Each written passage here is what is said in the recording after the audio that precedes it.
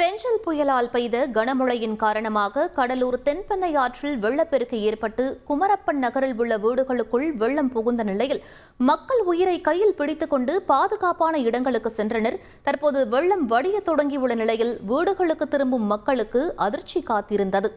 என்ன நடந்தது? பாதிக்கப்பட்டவர்கள் தந்தி டிவி வாயிலாக தங்கள் மனக்குமுறலை வெளிப்படுத்தியிருக்கின்றனர். அவர்களுடன் எமது செய்தியாளர் கண்ணதாசன் நடத்திய நேர்காணலை தற்போது பார்க்கலாம்.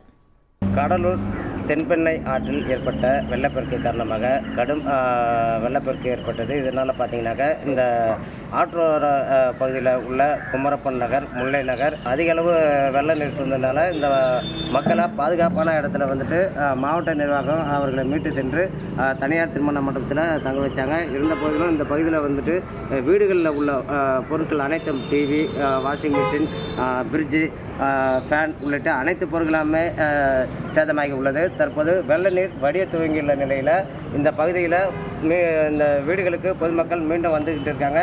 இந்த பகுதிக்கு வீட்டுக்கு வந்த பொதுமக்கள் நம்மகிட்ட இருக்காங்க. அவங்கள்ட்ட கேட்க, ஐயா வணக்கம்.